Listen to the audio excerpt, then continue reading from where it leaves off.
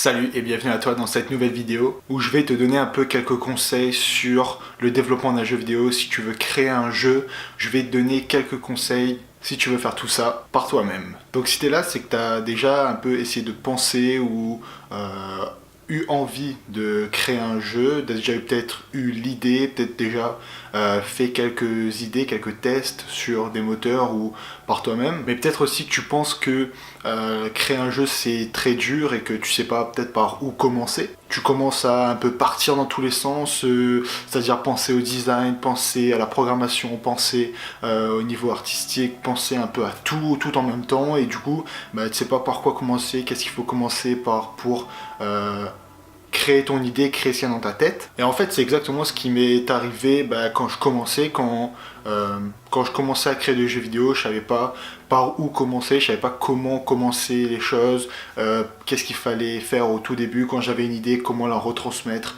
dans un jeu, comment faire tout ce qu'il y avait ici, mais dans l'écran, dans le jeu, pour que ce soit concret, pour que ce soit aussi visuel. Et en fait, je m'éloignais un peu du sujet principal qui était pas le design, qui était pas le côté artistique, qui était pas la programmation, mais je savais pas qu'est-ce qui était mon corps mécanique, donc ma mécanique principale, qu'est-ce qui drivait un peu le jeu, c'était quoi le but du jeu, c'était quoi la spécificité du jeu.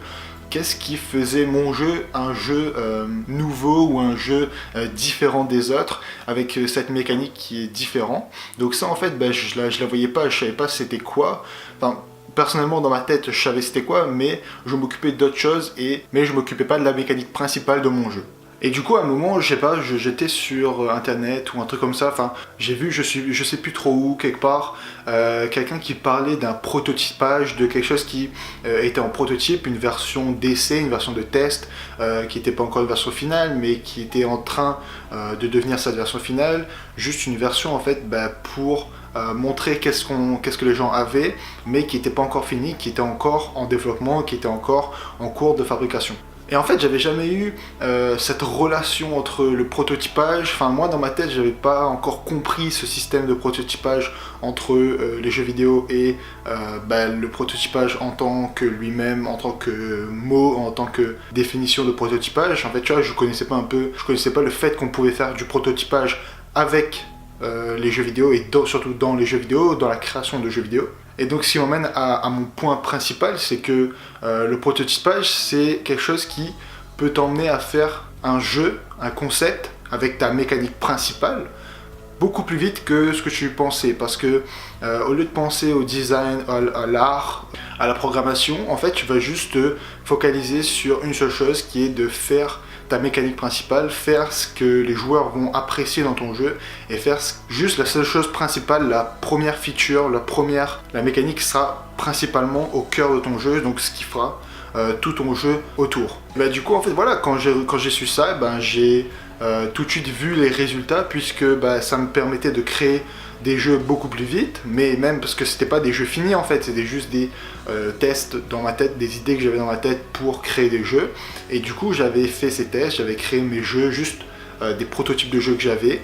Et après quand je voulais approfondir encore plus un style de jeu, un style de prototype, un style de mécanique, et je terminais le jeu et je faisais justement le design, l'art, la programmation, etc.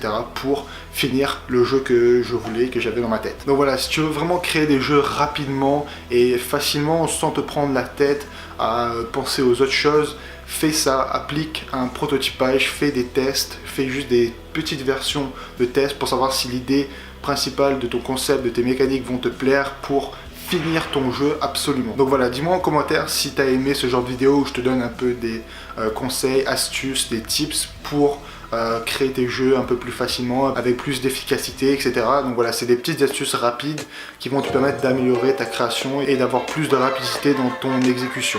Voilà, bonne soirée, bonne journée, salut. Attends, avant de partir, j'ai encore un dernier truc à te dire. Si ça t'a plu, n'hésite pas à t'abonner, c'est juste là. Allez, viens, c'est bien. Villains, someone call the heroes. Tell them that I'm living like I'm both. Call me P-Rose, living by the G code.